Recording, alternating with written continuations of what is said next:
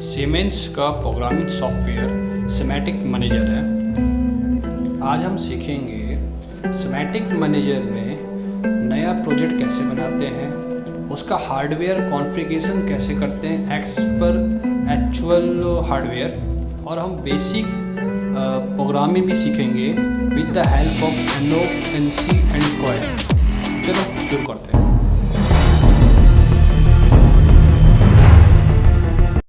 Semantic manager पे click कीजिए। Click on new button, give project name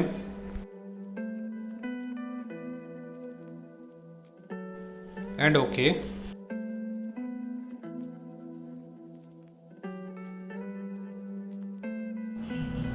station को अपने PLC के अकॉर्डिंग चूज कीजिए।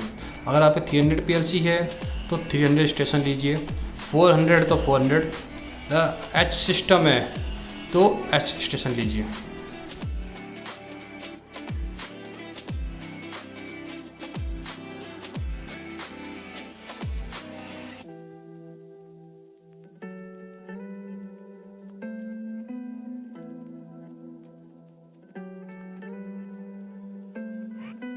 Choose rail or rack as per actual in field. First slot is reserved for power supply. If you have power supply in your rack or rail in field, then take power supply, otherwise leave it. Second slot is reserved for CPU.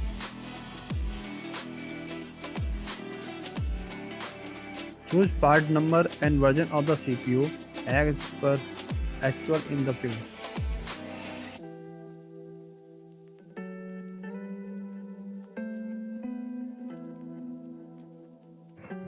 Give IP address of Profinet port of our CPU.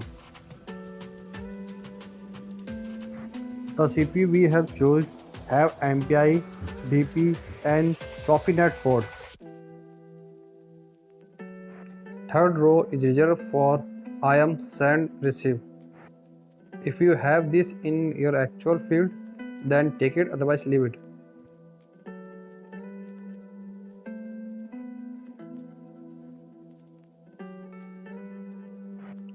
Choose TIDO AIO card as per your actual in field with proper part number.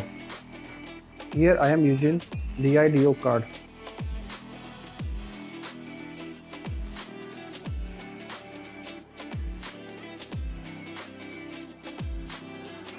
You can choose your model from this side window also.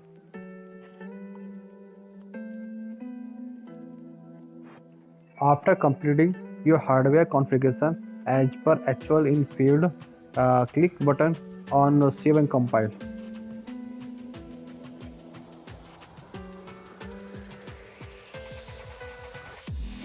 And congratulations, your hardware configuration has been done. After hardware configuration, our next step is to make a program. Develop logic in OV1. In Semantic Manager, there are different type of OVs, FB, FC, UTT. I will explain all these blocks one by one in my next video. So click on subscribe button and bell icon so that you can get notification of my new videos.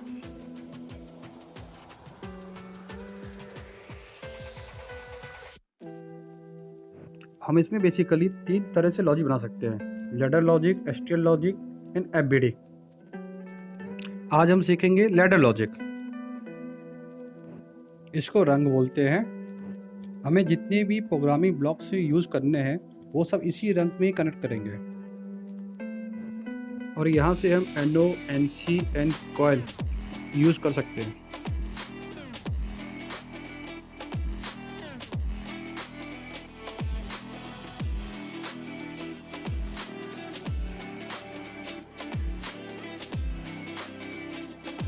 अब ये NO यानी कि normally open contact होता क्या चीज़ है?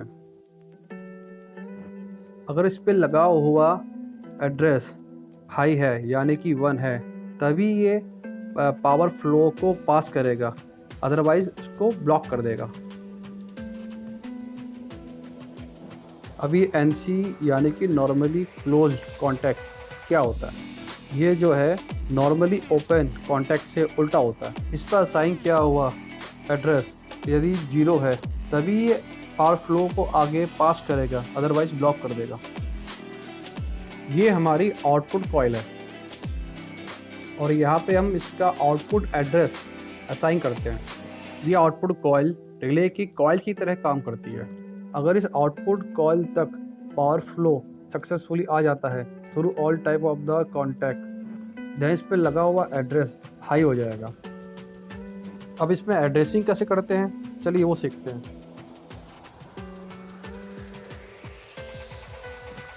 Slot 4 में एक DIDO card लगा हुआ है। इस DIDO कार्ड में 16 इनपुट और 16 आउटपुट है, यानी कि 2 बाइट इनपुट है और 2 बाइट आउटपुट है। एक बाइट में 8 बिट होती हैं और एक डिजिटल इनपुट 1 बिट यूज करता है। जैसा कि आप देख सकते हैं इनपुट का स्टार्टिंग बाइट 0 है और एंड बाइट 1 है, यानी कि इसमें 2 बाइट यूज हो रही हैं, 0 एंड 1। आउटपुट की स्टार्टिंग बाइट 0 है और एंड बाइट 1 है, इसमें भी 2 बाइट यूज हो रही हैं, 0 एंड 1। इनपुट को I से डिफाइन करते हैं। एक बाइट में 8 बिट होती है, तो फिर IB0 का एड्रेस I0.0 से I0.7 तक जाएगा। फिर इसके बाद IB1 का एड्रेस I1.0 से I1.7 तक जाएगा। आउटपुट को सेमेटिक मैनेजर में Q से डिफाइन करते हैं। QB0 का एड्रेस Q0.0 से Q0.7 तक जाएगा और QB1 का एड्रेस Q1.0 से Q1.7 तक जाएगा। अगर हमको 0 बाइट का सबसे पहला इनपुट यूज़ करना है तो हम एड्रेस यूज़ करेंगे I0.0 और अगर हमें IB1 का सबसे पहला इनपुट यूज़ करना है तो हम राइट करेंगे I1.0।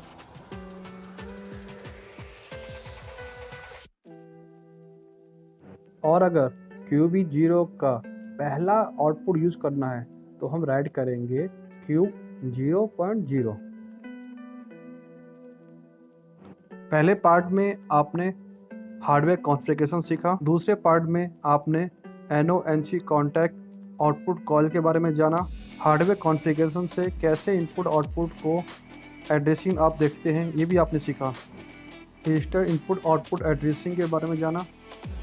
ऐसे ही analogue input output, timer, counter, memory, flag की भी एड्रेसिंग होती है। इसके लिए मैं अलग से सेपरेट वीडियो बनाऊंगा। नेक्स्ट पार्ट में हम लॉजिक को डाउनलोड करेंगे और इसको ऑनलाइन करके देखेंगे कि इसका क्या बिहेवियर होता है।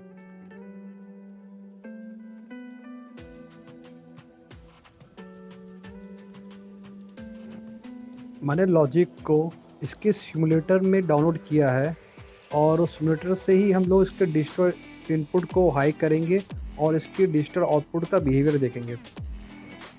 जैसा कि आप देख पा रहे हैं I0.0 का एड्रेस लो है, तो उसका जो NO कॉन्टैक्ट है वो उसको आगे पास नहीं कर रहा, और जैसे ही I0.0 को मैं हाई करता हूँ उसका NO कॉन्टैक्ट पावर फ्लो को आगे पास कर देता है।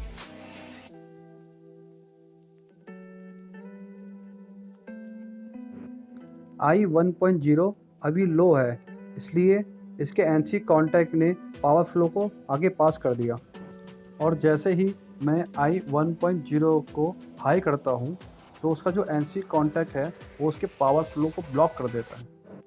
लैडर लॉजिक में पावर फ्लो लेफ्ट राइट होता है। NO कॉन्टैक्ट का एड्रेस I0.0 अभी लो है, इसलिए इसने पावर फ्लो स्टार्टिंग में ही ब्लॉक कर दिया। अब यहाँ I0.0 हाई है, इसलिए इसने इसको पहला वाला NO कॉन्टैक्ट का पावर फ्लो आगे पास कर दिया। बट NC का एड्रेस I1.0 अभी हाई है, इसलिए इसने पावर फ्लो वहीं पर ब्लॉक कर दिया।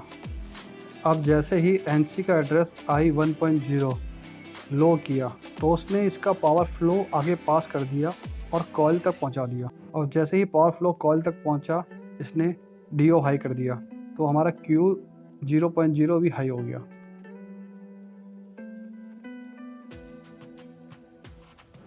अभी ये सेम लॉजिक FBD में है और ये सेम लॉजिक STL में है।